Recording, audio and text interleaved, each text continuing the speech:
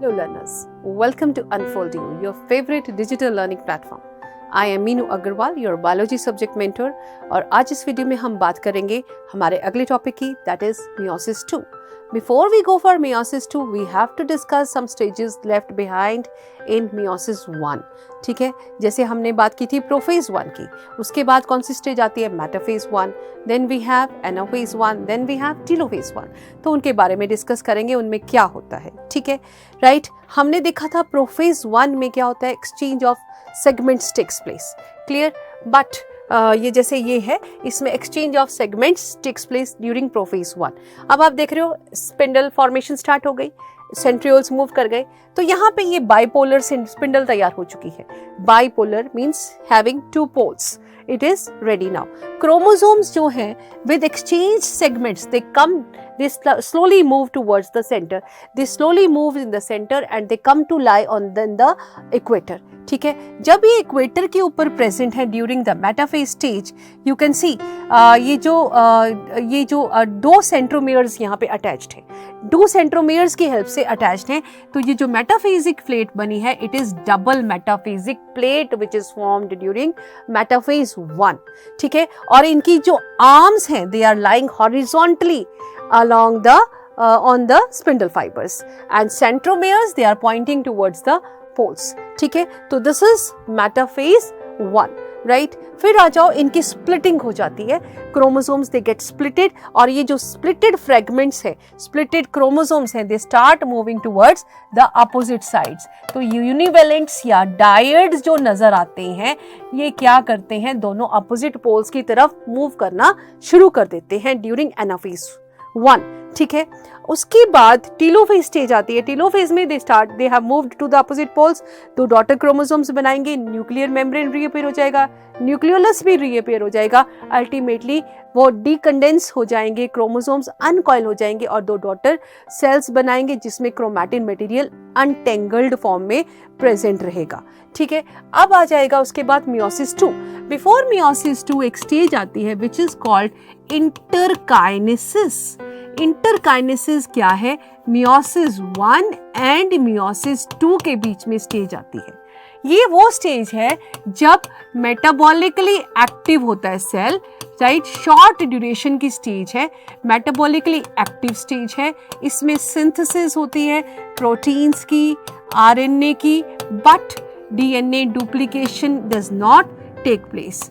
But no DNA duplication, DNA की duplication इसमें नहीं होगी. Is that clear to you, right. तो मियोसिस 2 और मियोसिस 1, उनके बीच में एक शॉर्ट पीरियड आता है विच इज कॉल्ड इंटरकाइनेसिस.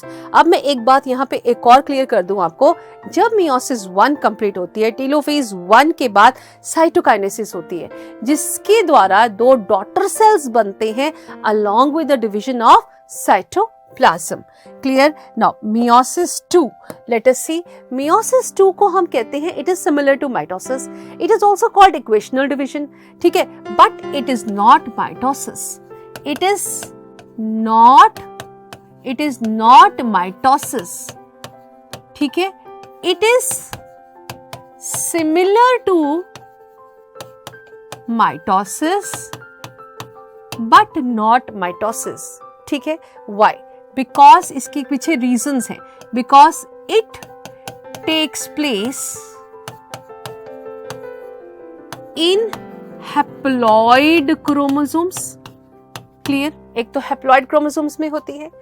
दूसरी बात, chromosomes are different.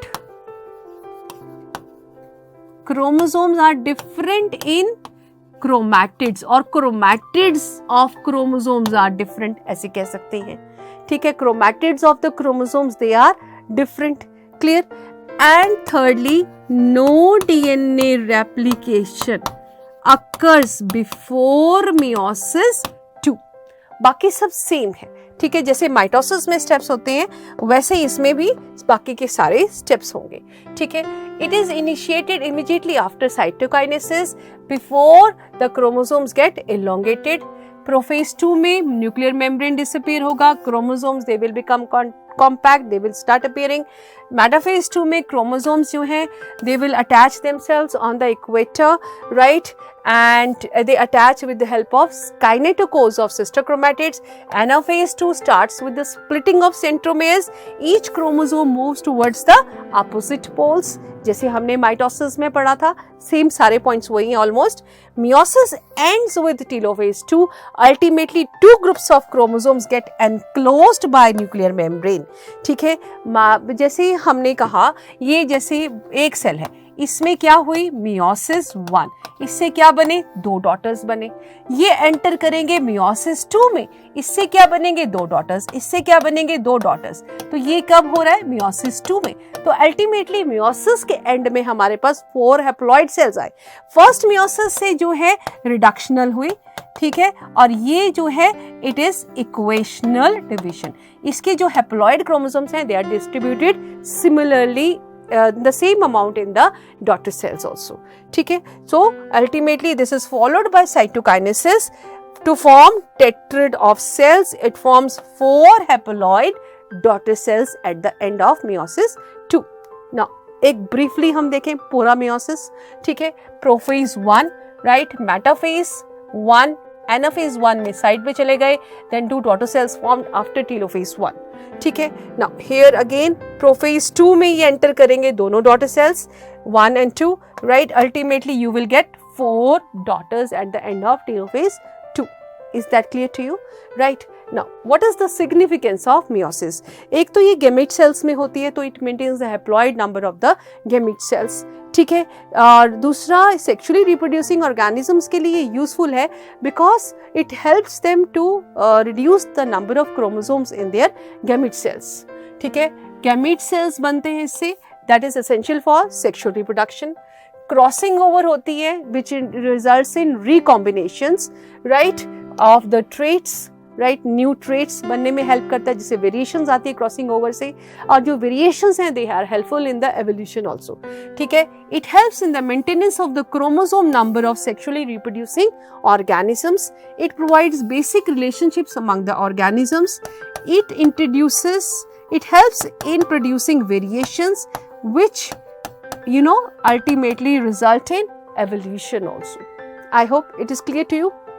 Right, now let us see the differences between plant cytokinesis and animal cytokinesis, जो हम पहले कर चुके हैं डिस्कस सारा. ठीक है, it occurs by cell plate method, it occurs by cleavage, and इसमें जो spindle है persist करती है during cytokinesis. Here it is not persisting, it disappears. In case of animals, here central part of the spindle grows in size, forms interdigital complex which is called as pragmoblast, and here mid body of dense fibrous vesicular material is formed in the center. ठीक है, centre में एक fibrous materials तैयार होते हैं, right, that is in the middle during animal cytokinesis. ठीक है, अब हम देखेंगे differences between mitosis and meiosis. Mitosis कहाँ पे होती है? सोमैटिक सेल्स में होती है, और जर्म सेल्स में मियोसिस होती है. ठीक है, mitosis is completed in 2 steps, karyokinesis and cytokinesis. Meiosis 2 parts में कंप्लीट होते हैं, meiosis 1 and meiosis 2, and each part follows, each part is having these 2 steps, karyokinesis and cytokinesis. इसमें भी karyokinesis, cytokinesis, again here also in meiosis 2 also karyokinesis and cytokinesis होगी. तो crossing over does not take place in mitosis, but इसमें होती है between 2 homologous chromosomes. इसमें single division involve है, 2 daughter cells बनते हैं, इसमें 2 डिविजन्स हैं और 4 हैप्लॉइड डॉटर सेल्स बनते हैं. इसमें डिप्लॉइड सेल्स ही बनते हैं, बट इसमें हैप्लॉइड सेल्स बनते हैं. ठीक है, it is essential for growth and restoration or wound healing and formation of blood cells, but it is essential for spore formation and gamete formation. ठीक है, so these are the differences between mitosis and meiosis. I hope it is clear to you. Let us now discuss some questions based on our video. So first question is give importance of crossing over. Crossing over किस में help करती है? Recombinations में. It helps to introduce variations because exchange of segments हो जाता है and it results in ultimately the evolution of the organisms और different traits appear in the organisms. ठीक है. Why meiosis is called reductional division? Meiosis को reductional division क्यों कहा जाता है? Because it reduces the number of chromosomes to half. ठीक है. At the end of meiosis 2 we get 4 haploid daughter cells. Right. Give two differences between mitosis and meiosis. Mitosis helps in the growth of the organism, regeneration or wound healing, but meiosis helps in gamete formation, right? Important in sexually reproducing organisms, and mitosis takes place in somatic cells of the organisms, right? So I hope this mitosis and meiosis is clear to you. So we will come again with another interesting video very shortly. Till then keep learning, keep sharing, and good